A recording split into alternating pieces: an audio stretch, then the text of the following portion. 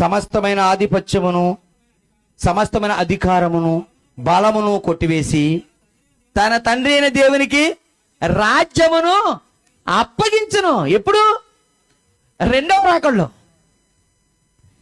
రాకల్లో వచ్చి ఆయన అన్నాడు కదా, దేవుని కొరకు మనుషులను కొని తన తండ్రి అయిన దేవునికి వారిని ఒక రాజ్యముగాను యాజకులుగాను చేశాడు. ఎవరినైతే రాజ్యముగా చేశాడో ఆ రాజ్యాన్ని ఏం చేస్తాడంట? ఆ రాజ్యం ఎవరు? మనమే. అంటే ఇప్పుడు ఎలా ఉన్నాం? ఇక్కడ రాజ్యంగా ఉన్నామా, సంఘంగా ఉన్నామా? అంటే యేసుక్రీస్తు వారు ఎవరి కోసం వస్తున్నాడు అనమాట?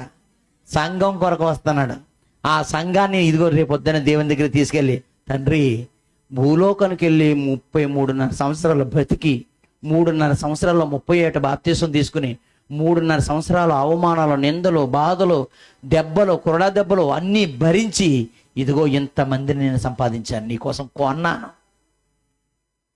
అని ఎవరికి అప్పచెప్తాడంటే? వీళ్ళందరినీ తండ్రికి అప్పచెప్తాడంట. అప్పచెప్పినప్పుడు తండ్రి ఏమంటాడు? మురిసిపోతాడా లేదా? మీ అబ్బాయి బాగా మీ యొక్క జీతం